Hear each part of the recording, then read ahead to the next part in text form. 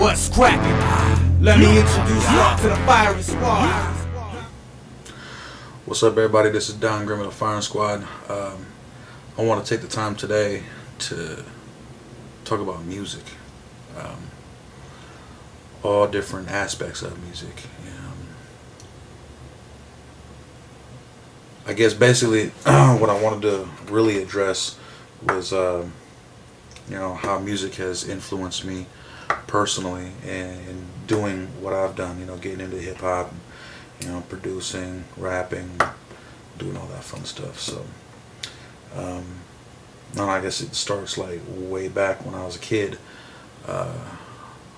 pretty unstable, moving around a lot, motels, all over the Bay, and friends of the family would take us in for a little bit here and there, and ended up staying in some relatives places for a little bit. But it seemed like everywhere that I went, like the only real comfort there was knowing that I could turn on the radio and listen for a while, and eventually whatever song that it was I was wanting to hear the most would eventually play. As I got older, I started getting into hip hop, and a lot of people try to tell me that, like literally would try to tell me that I'm not allowed to be into hip hop and listen to this shit and really be a part of it in any way. So that pissed me off. You see how that went out. My message to those people is you still feel that way, fuck you. Nice and simple. Anyways, I started this is kind of funny. I started making beats. I was walking through a Rasputin's music / movie store over in San Lorenzo, over here, close to where I live here in the Bay, and I was looking at video games. It was for like PS2, and I found a video game called Magic's Music Maker, and it was like $7.95. I was like, oh shit, okay. Bought that, brought it home, started messing with it, playing around. Now, it's the most limited damn thing that I have ever experienced, but I didn't know that, at that time, because I didn't have any experience, in making music at all. But I made some stuff that was making people's heads nod and whatnot. So I figured I'd pursue it. Ended up getting the change jar and all that. And every day when I come home from work, I take whatever change I had and whatever spare cash I could spare and throw it up in there, and ended up going and getting a Mac and Reason 4, an M Audio ICM 25 MIDI controller. Started making beats, and yeah, they were garbage at first. I mean, it's not like I'm just gonna jump on and make some epic shit my first try, but got a lot better over the years, a hell of a lot better. I mean, anybody who's been listening to the music that we've been making lately, the majority of that is produced by me, and I've heard from several people that it's some hot shit. A lot of people compliment the beats and whatnot. So it's not just me being cocky or overly confident and saying yeah, I'm the shit. I've been told by several people. So yeah, been plenty of improvement. When I was young, I'd say 12, 13, something like that, I started writing, and I always wanted to rap, but really never had any way to do it, and I was caught up in all different things in my life at that in that time anyway. So I didn't really see it as being like a top priority, getting into it. But I do the freestyle thing, messing around here and there. We'd all get ripped, go over to the bleachers at Jefferson High School. You know, they would meet up with some other fools that, you know, from around the block, around the area, and just bring a damn karaoke machine up into the bleachers, and you know, they passing the mic around. Fools would be, you know, spitting to whatever instrumental they put into the karaoke machine. Sometimes they just leave it, you know, just leave it a cappella, and fools just, you know, pass the mic around and you know, just spit some random shit, and we're all gone and wasted. And you know, it was good times though.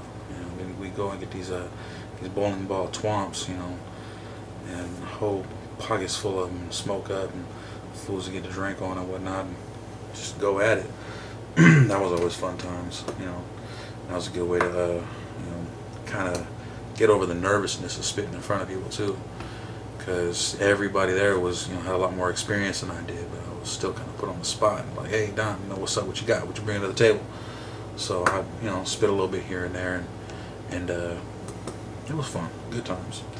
But I kept writing, you know, for myself though, and I never really shared with anybody, you know, except for a few of my closest folks. You know, hey, check this out. You know, I wrote this, and I spit some shit to them, and oh man, that's cool, you should do something with it. But I mean, it was always just in the back of my head, just stayed there, you know,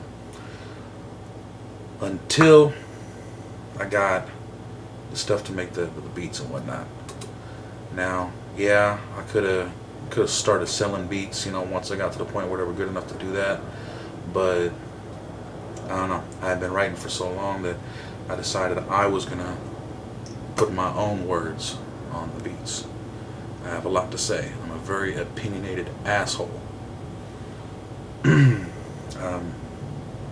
just been having more fun with it than anything else, but you know, mainly like the shit talking tracks and whatnot, those are always fun. You know, Digging Your Grave, Checkmate, you know, things like that. You know, those are all fun stuff. But I did do one that was kind of from the heart called Someday, and a lot of people have been telling me that they could hear, you know, the emotion, you know, in the way I was spitting, and kind of what I was going for. I didn't want to go, you know, go like the soft route for, you know, my desires for what I want someday, but you know, so I kind of made it, you know, a little more aggressive, but like some heartfelt shit, you know. And that's like as deep as I've gone with the music, except for a couple collaborations I've done with other people, but that's a totally different story. But things that influenced me to do the hip hop was, you know, number one, just the love of hip hop itself. You know, just being really into it, feeling hip hop. You know, a lot of influences. You know, I listened to a lot of House of Pain, Everlast music, Haystack, a lot of E40, Mac Dre. Listen to some Fab, Too Short, Quinn. I listen to a lot of local Bay Area stuff. You know, I listen to some rock, some metal. I listen to pretty much any damn thing. I've shared my playlist with people, and you know, a lot of people are surprised. I listen to anything from you know, symphony music, orchestra shit, to oldies, to fucking Enya, to Metallica, you know, Stained, Slipknot, and all that shit. Rage Against the fucking Machine. Shit, I like Willie Nelson.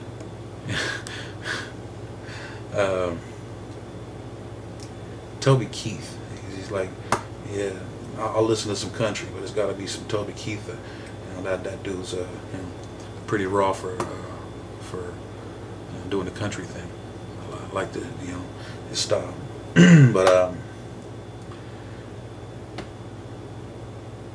I've been I guess you say 3 years, no, maybe 4 years now. I've been making music and working on the second album, And I went through some shit with the first crew that I was part of.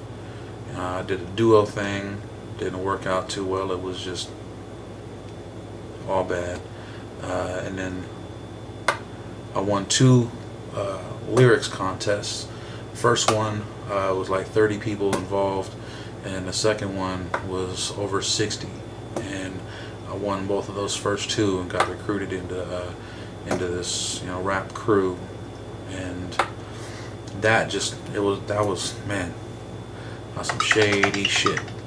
So went on me and Mos, my brother from a darker mother. We created Slaughterhouse Productions, and went and got the proper paperwork to make sure that we covered ourselves for the name, and you know, just started doing it big from there. You know, got the first album out, and, you know, have yet to see a single dime for it, but having a blast doing it. I'm getting a lot of leads, getting a lot of fans and whatnot, and just having a great fucking time. If I never see a dime off of it, yeah, there'll be a part of me that, you know, that'll be upset, because I know that we have the talent and the, you know, the ability to shit on everything on the mainstream right now. God, I can't stand that mainstream bullshit. Lil Wayne, fucking so many. I'm just gonna start naming off fucking names. Waka Flocka, whatever the fucker, you know, dude. I mean, y'all fucking up hip hop. It started with a little Soldier Girl though. Dude, you fucked hip hop, dude. I mean, yeah, okay, you're doing, you know, what you can to try to throw a little more positivity in that shit, because you finally realized how much you were influencing, you know, little girls and shit. Fine, I'll give you credit there. But damn, why couldn't you have been wise when it was necessary to be wise? Fucking up hip hop. God damn. And Bow Wow, why are you even trying to beef with Soulja Boy? You're a joke yourself. Fuck. Anyways, I'm into lyricism and raw ass beats. Lyricism comes first. If you don't have some quality shit to say, don't fucking bother saying it. Really. I guess that's about it. Look out for the next album. We haven't even named it yet, but we're almost halfway through putting it together. First one was hot. Everybody that's heard it has been saying it's hot. I have yet to hear one fucking person, you know, tell us that the shit wasn't hot. If they did, I probably wouldn't give a shit anyways, because there's a bunch of fucking haters out there anyway. But nobody's really been hating on this shit so far, and that's a good thing. That's a real good thing. Because I mean, it's not like I'm inviting haters. I don't fucking want anybody, you know, to be talking shit. But if they did, I'd understand. Little jealous ass motherfuckers out there. But yeah, I'm looking forward to seeing what we pull off on this second album. It's coming together real well. Anyways, Don G.R.I.M.M, Slaughterhouse Productions, Fireman Squad. I'm out. Someday,